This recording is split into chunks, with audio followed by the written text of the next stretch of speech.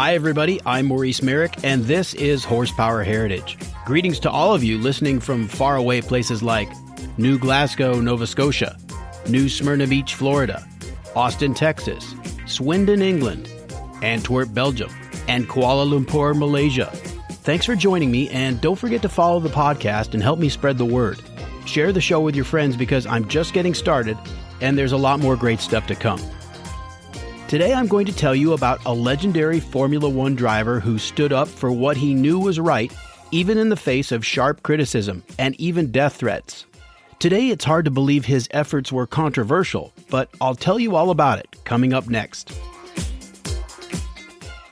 This episode of Horsepower Heritage is sponsored by Model Citizen Diecast. They sell collector-grade scale model cars, and when you shop online, just use the code HERITAGE at checkout, and you'll get 10% off your order. That's a special deal for my listeners. My pick this week is the Aston Martin Vulcan in 1/18 scale by Auto Art. The detail and quality here is really impressive, and Aston Martin only built 24 Vulcans, so you're unlikely to ever see one in person, but the scale version can be yours. You can see this and other great models in 1/43 scale, 1/18 scale, and even the ginormous 1/8 scale at ModelCitizenDiecast.com. Use the promo code HERITAGE, get 10% off, done. Model Citizen Diecast, because your inner child still wants to play with cars.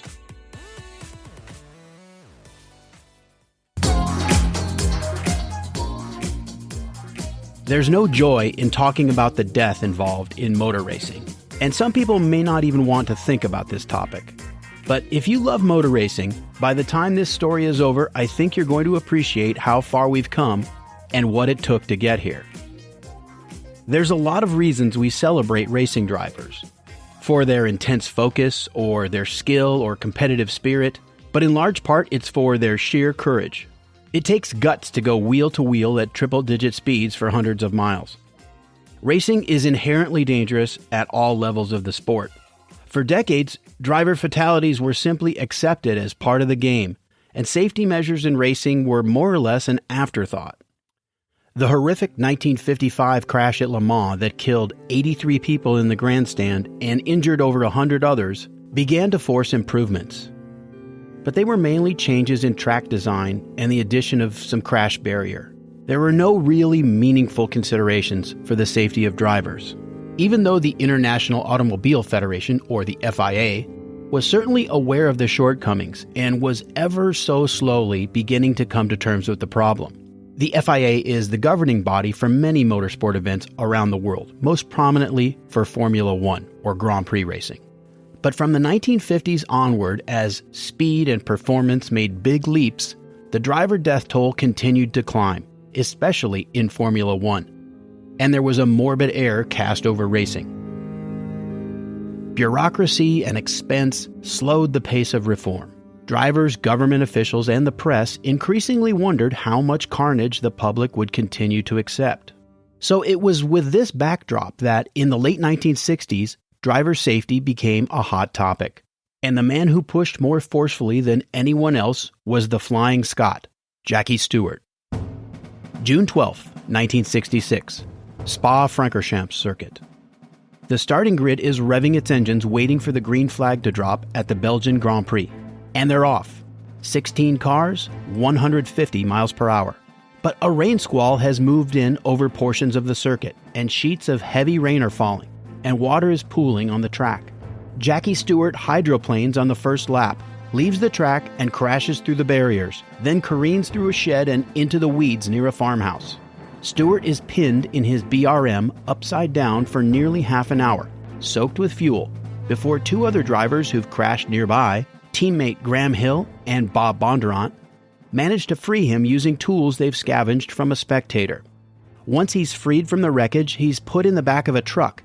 He waits in a makeshift first aid station, where the floor is littered with trash and cigarette butts. And there are no doctors at the circuit to attend to him.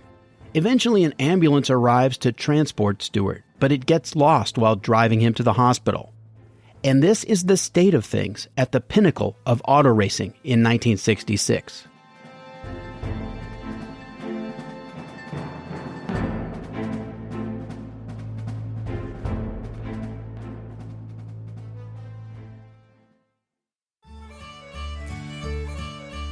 Jackie Stewart was born in Scotland in 1939.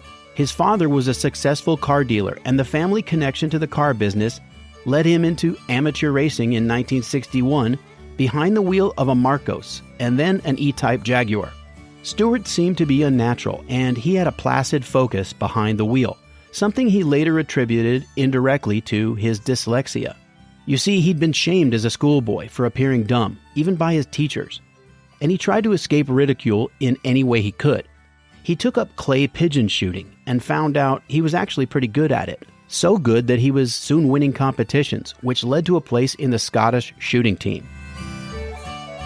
The individual effort required for shooting gave Stewart a calm self-confidence that later translated onto the racetrack. In 1963, Jackie was hired by the Le Mans winning Scottish privateer team Écurie Écosse, which by the way means Scottish stable in French. The team raced in a very distinctive metallic blue livery, and the team logo was St. Andrew's Cross in the center of a shield. Anyway, he won 8 races with Écurie Écosse. He set lap records, and in 1964 he was asked by retired driver turned team manager Ken Tyrrell to test a new Formula 3 car. Stewart turned faster lap times than the other test driver, Bruce McLaren, who was already a Grand Prix star. That showing led to a deal with Tyrrell to drive Formula 3, then Formula 2, and in 1965 Stewart signed with the BRM Formula 1 team, alongside Graham Hill. And that September, Stewart scored his first F1 victory at the Italian Grand Prix at Monza, competing against the likes of Jim Clark, Joe Siffert, Richie Ginther, Dan Gurney, and Bruce McLaren. And he beat his BRM teammate, Graham Hill, by 3 seconds. The next season was a struggle. The BRMs had engine problems. Stewart did win at the opener in Monaco in May, and then 3 weeks later came his crash in the rain at Spa, as I told you. Jackie began to think very seriously of doing something about the glaring lack of safety measures in Formula 1, and he became vocal about it. His resolve was galvanized by 2 fateful events. On April 7, 1968, in a Formula 2 race at Hockenheim during the F1 off-season, the great Jim Clark lost control of his Lotus at 140 miles per hour, and it crashed into a wooded area alongside the track, killing him instantly. Clark's death was a catastrophic blow to Grand Prix racing. He was a 2-time world champion, a fan favorite, and universally admired and respected by his fellow drivers. Clark was a virtuoso, and it was hard to believe that he'd made a mistake at that spot on the track. There were several causes considered: a mechanical failure, a blown tire, driver error. But whatever the cause, the obvious fact was that no one was there to witness the crash, report it, and get help on the way.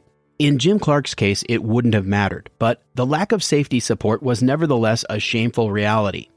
Then, in 1970, during a practice run for the Italian Grand Prix, German driver Jochen Rindt's Lotus had an axle half-shaft break apart as he went into a corner under hard braking. His car had inboard brakes, and the stress of braking pressure sheared bolts in the front right drive shaft, causing sudden loss of control. Rindt's Lotus left the track and slammed into the Armco barrier. On impact, he slid forward in the cockpit, and his throat was cut by his seatbelt harness. He bled to death in minutes.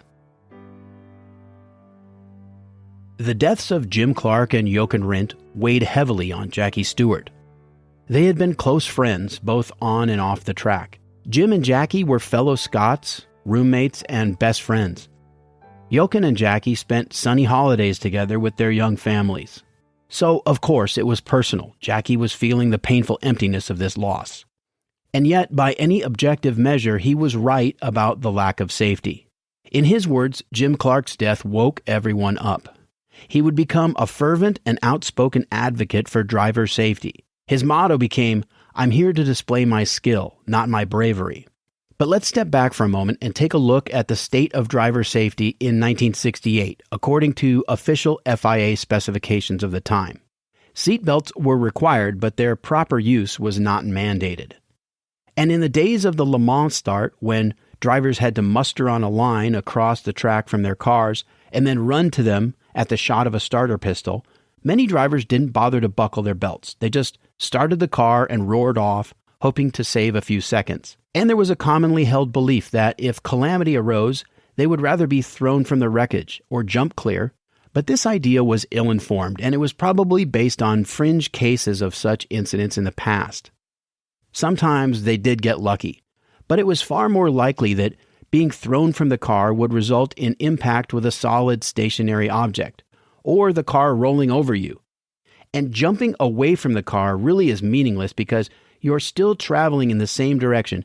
You may separate from the car to a degree, but you're still going to impact something, whether it's the pavement, a fixed object, or the car itself. British driver John Wolfe was killed in exactly this way at the 1969 Le Mans 24 Hours.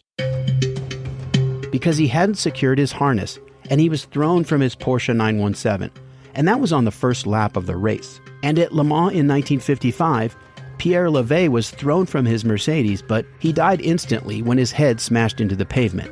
It was a matter of simple physics.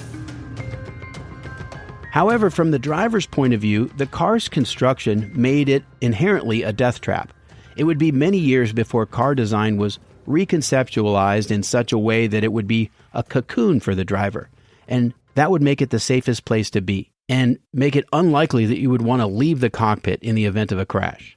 Hard-shell helmets were required since the early 50s, but they were not full face, and their construction was of minimal use in an impact event. In considering helmet design, the FIA balanced the weight of a helmet against its effectiveness. In other words, a thicker, stronger helmet with greater coverage would offer better protection against impact, but its greater weight would also increase the risk of spinal whiplash injury. And after all, if motorcycle racers and jet pilots weren't wearing full-face helmets, why should race car drivers wear them? Let's talk about fuel tanks. They were required to be isolated from the cockpit by means of bulkheads, but there was no requirement for internal baffling, and they would routinely rupture on impact. Many drivers suffered critical or fatal burns when their fuel tanks ruptured. And there were no impact absorption zones in the cars. That wasn't even a thing. The cars were still a thin aluminum or fiberglass skin over a tube frame.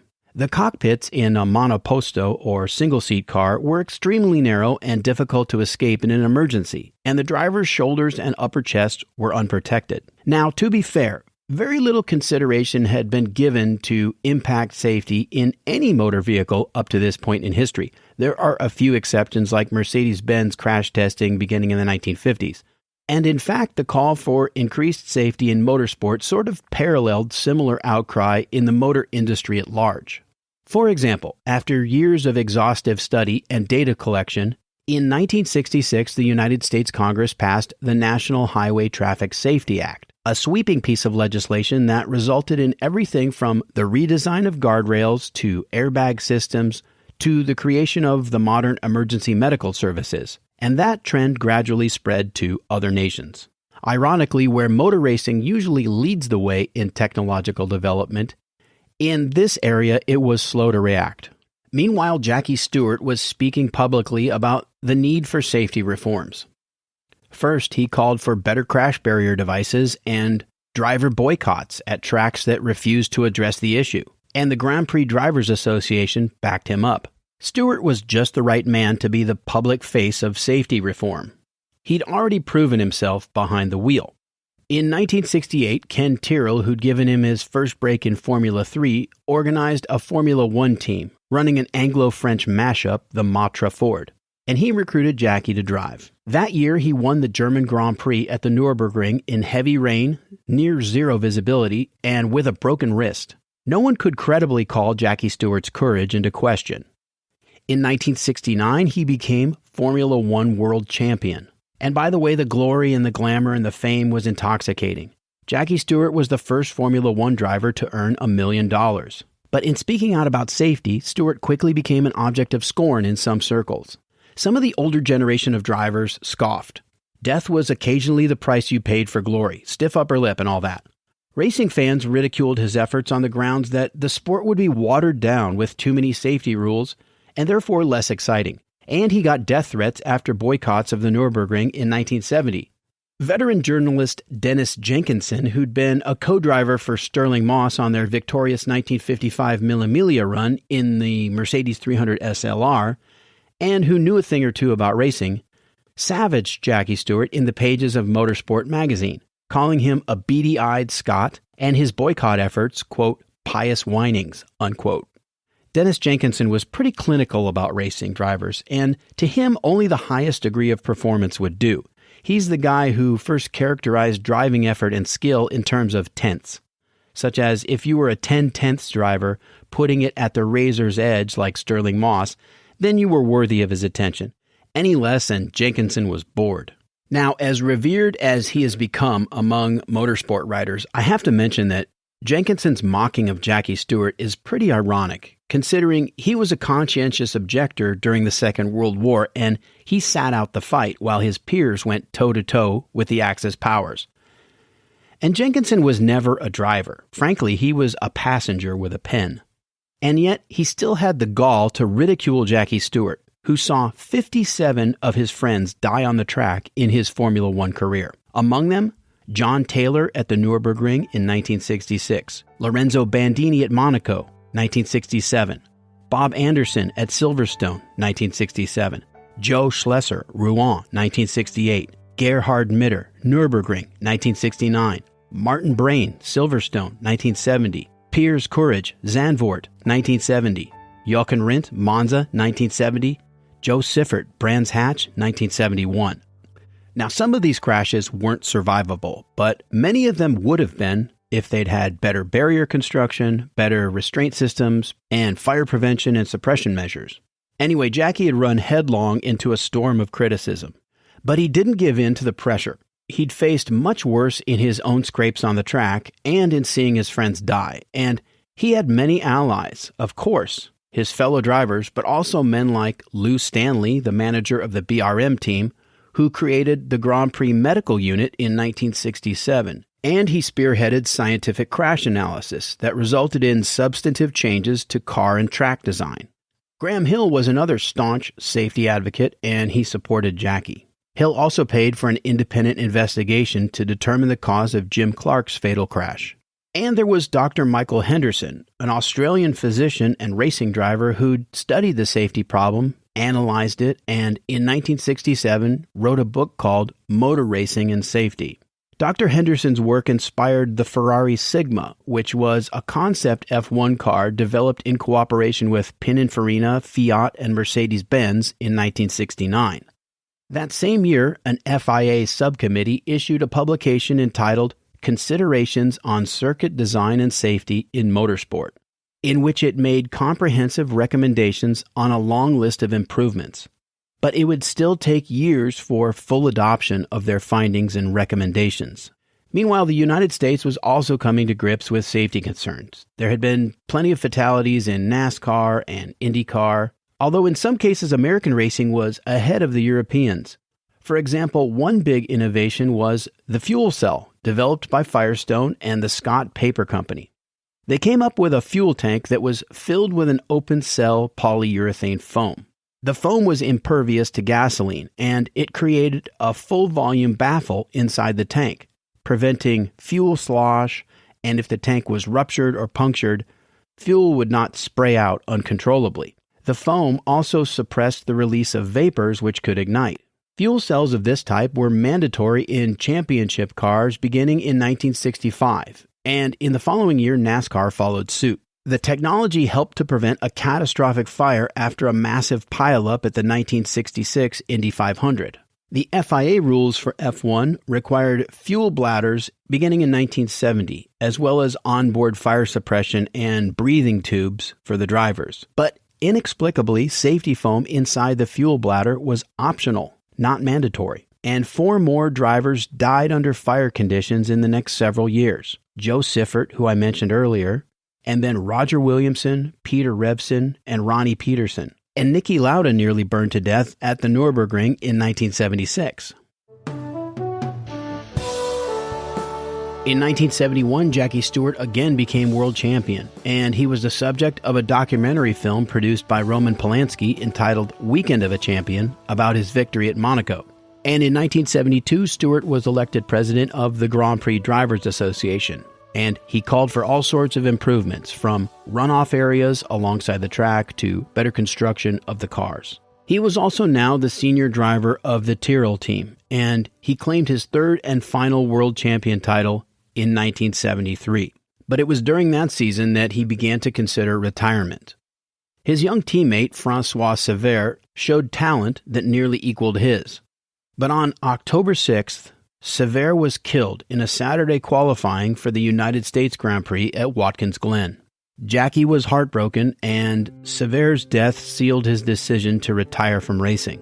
But he remained president of the Drivers Association, and his safety work continued as well.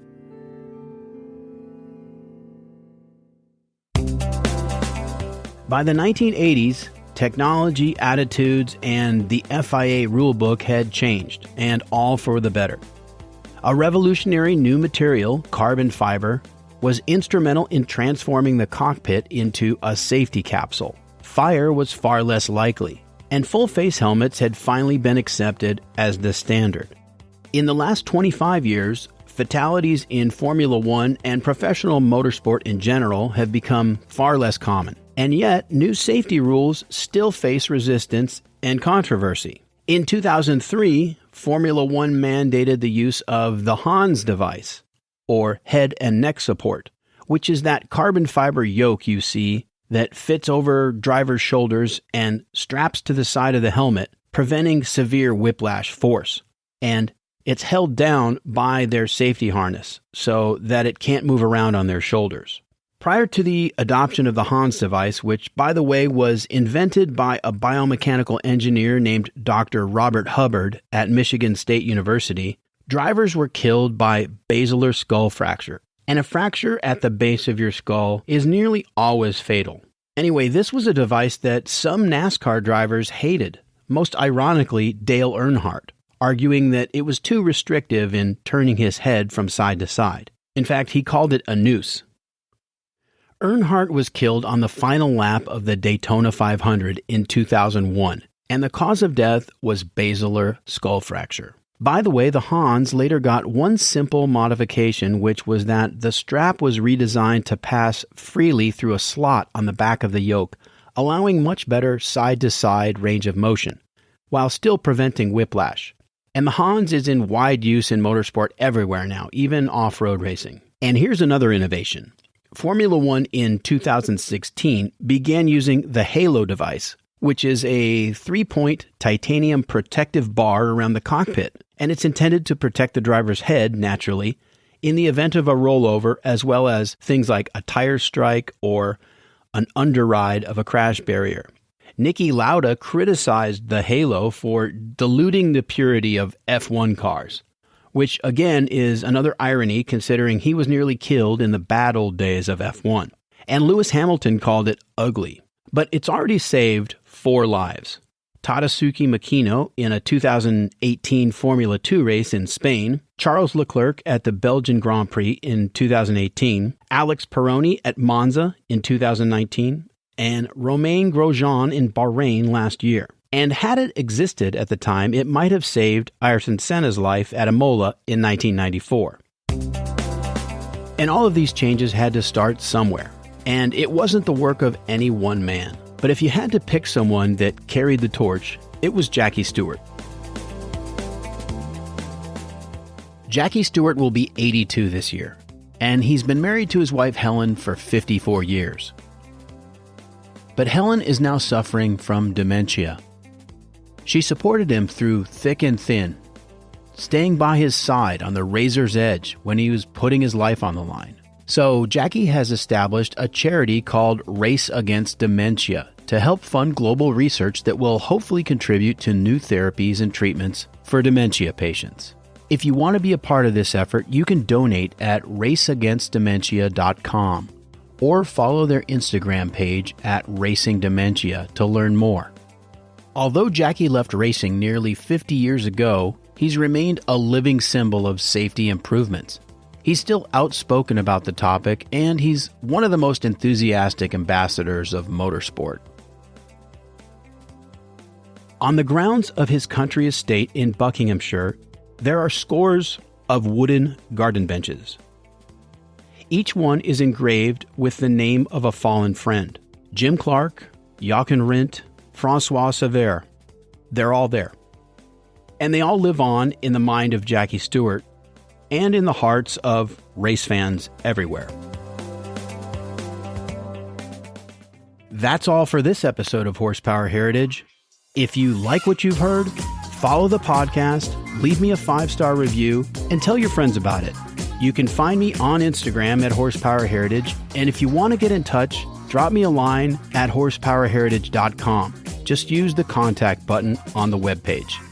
Until next time, I'm Maurice Merrick. Thanks for listening.